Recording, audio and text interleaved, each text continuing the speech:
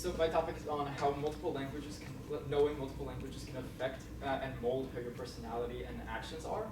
So we can think of our brain as a toolbox, housing hundreds of different tools and equipment that we use that build up our actions and personalities. Language, being one of many tools that we use each day, can be considered one of the most important tools in the set. And of course, it's the main medium used throughout the entire world to communicate our thoughts, our emotions, and ideas. And without it, a significant portion of who we are would be missing. Throughout my life, and I'm assuming many of yours, my parents have urged me to learn new languages, with the main benefit being described as greater communication opportunities with other people. But that was where the focus tended to stay. I always wondered whether cramming another language into our toolbox would have any effect on the other tools. Would studying another language affect my actions, my emotions, or even my thoughts? And in reality, multilingualism has the ability to completely rewire the brain for the better, shifting your thoughts and actions to be much more nimble and elastic, changing your view upon the world around you as well as your personality. Now, before we get into the effects, there's a very important distinction that needs to be made, which affects the degree to which these effects are presented. And that's, at what point in your life did you learn that new language, and how much you utilize it throughout every single day. Now, there are two separate categories that classify multilingualists, and that's symmetrical and non-symmetrical multilingualism.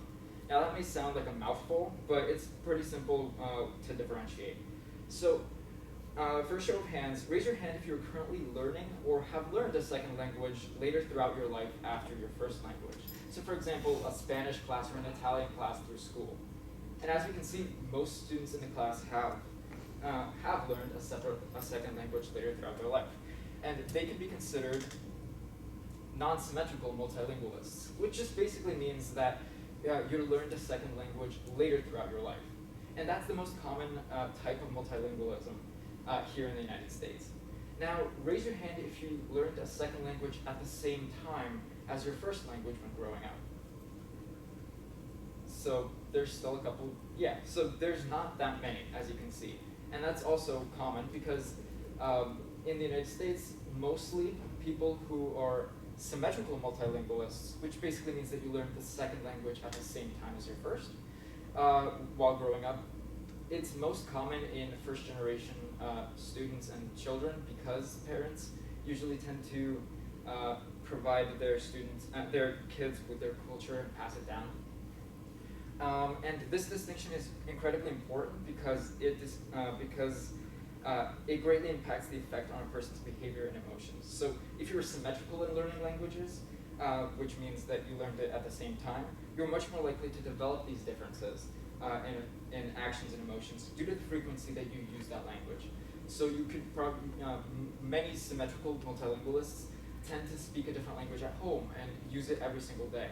And due to the frequency that you use it, these effects are greatly more presented.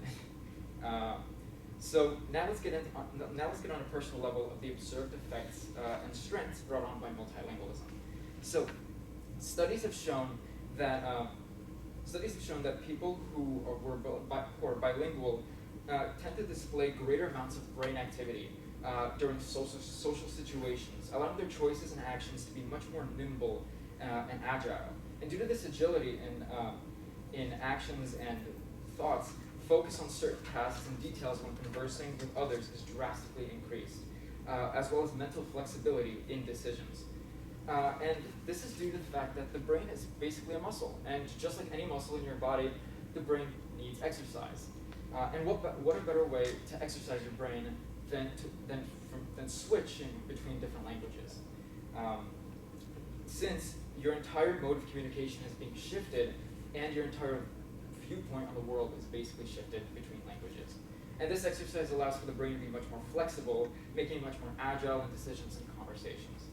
And another effect of this heightened brain activity is the prevention of age-related diseases, such as dementia.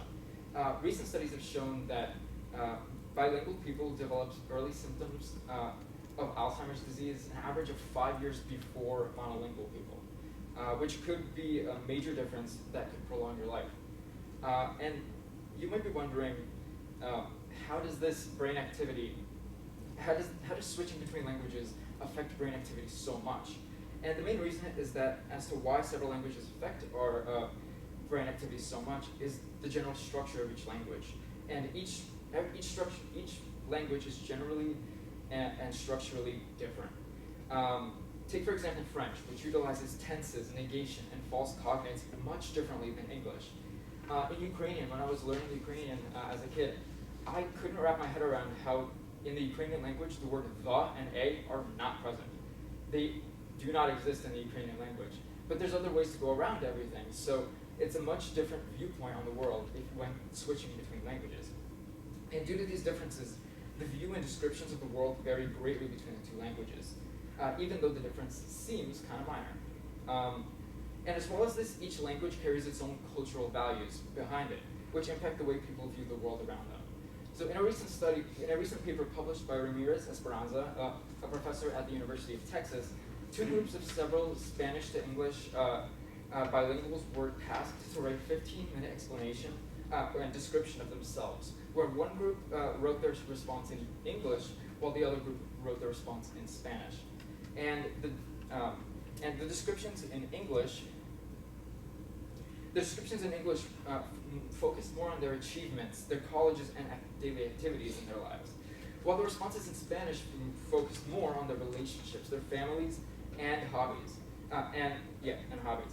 This is due to the different focuses on values between the English and Spanish languages, shifting the focus on different aspects of life and changing the viewpoint in each language.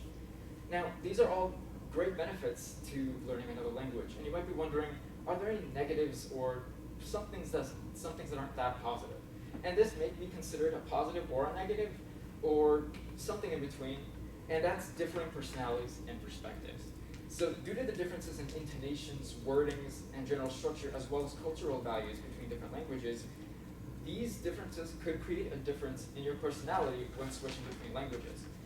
So for example, you can be much more bubbly and excited in English, but more shy and reserved in Spanish. And I've seen that in myself as well. So since I speak Ukrainian only at home and with distant relatives, I'm much more serious and reserved in Ukrainian when I'm talking Ukrainian.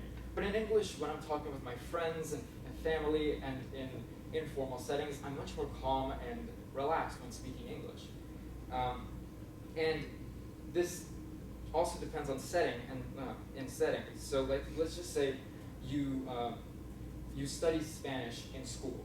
You learn everything formally and in like books and everything like that. So because you learned it in a formal setting, you're much more likely to be much more serious and formal when speaking that language.